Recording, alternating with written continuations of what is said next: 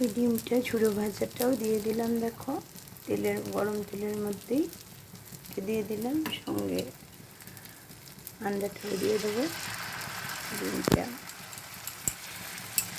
ডিমের ঝুড়ো ভাজা আবার খুব ভালো খায়। লবণ দিয়ে দিচ্ছি, একটু টমেটো দিয়ে দিলাম,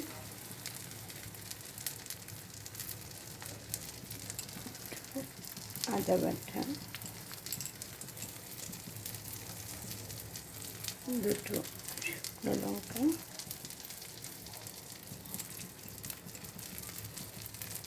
এটাও বেশ অনেক কিছুই দিলাম।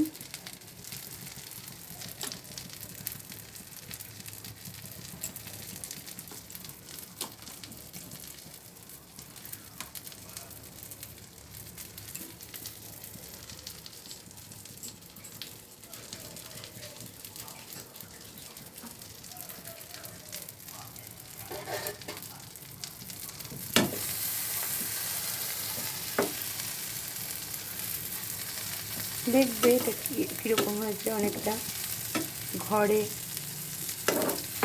ঝটফট বাচ্চাদের বলতে পারো এটা পিৎজা। পিৎজা বললেও ছোট বাচ্চারা, সেই জন্য আমার মেয়ের মতন বড় বাচ্চা না, ছোট বাচ্চারা এটা হয়তো বুঝতে পারবে না, বলে ভাববে এটাও পিৎজা হয়তো। দেখবে আমি তোমাদের দেখাচ্ছি, তার মধ্যে সব দিয়েছি।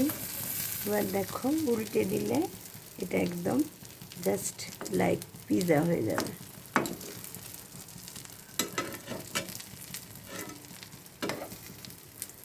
অয়েলটা আরও বেশি দিলে তো একদম দারুণ ফুলে উঠে, এখন আমি আর বেশি অয়েল দিলাম না।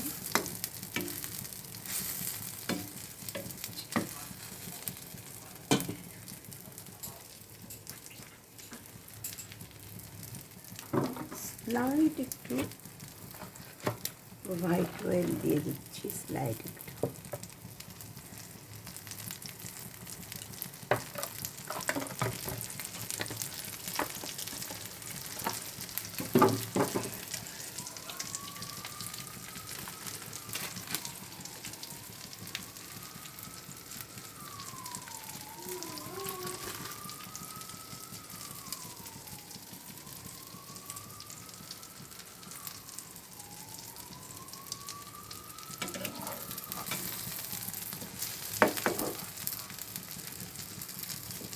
এটা যদি মাইক্রোওভেনেও ঢুকিয়ে দিতাম, এটা অনেক সুন্দর ফুলে চলে আসতো। আজকে কারেন্টটাও নেই। দেখো এইভাবে তোমরা পিৎজা বলেও বাচ্চাদের, ছোট্ট বাচ্চাদের দিয়ে দিতে পারবে ব্রেকফাস্ট বা স্কুল টিফিনে। খেতে কিন্তু হেভি টেস্টি হয়। ওপর দিয়ে বাটার দিয়ে দেবে, দারুণ টেস্টি আইটেম হবে।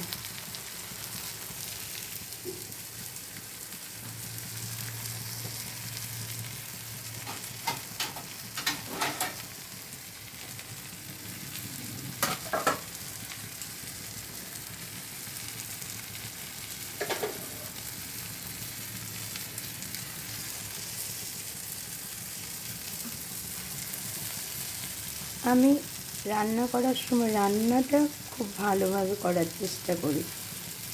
অন্যরা এমন বাসনপত্র সৌন্দর্য ওইগুলো এত আর্টিফিশিয়াল নিয়ে আমি ঘরেরটা করি, তার জন্য এত আর্টিফিশিয়ালে মন দিই না। রান্নাটা বিশেষ ভালো করার চেষ্টা করি, একটু স্পেশাল করে, সবসময় ঘরের জন্যই। আর ওই পারিপার্শ্বিক ধরনের সাজানোটা, দেখার শোটা, ওইটা হয়তো আমি কিছুই পারি না সেই রকম, কিন্তু রান্নাটা আমি যথেষ্ট ভালোভাবে করার চেষ্টা করি।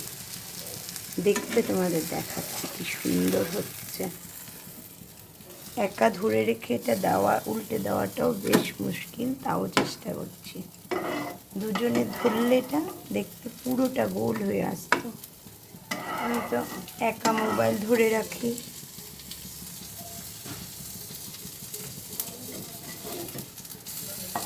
কেউ হেল্প করার আমার লোকরা ঘরেই, কিন্তু সবাই একদম ফুল প্রেজেন্ট, দুইজনই ঘরে।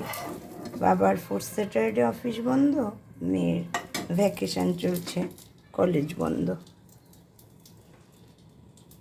কিন্তু আমাকে হেল্প করার কেউ নেই। আমি আছি, আমার কি আমার কীভাবে হবে সেটা আমি নিজে যতটুকু পারি। দেখো, পিৎজার বললে ছোট্ট বাচ্চারা বুঝবেই না, এটার ওপর দিয়ে সস দিয়ে দেবে, বাটার দিয়ে দেবে, দুর্দান্ত হবে।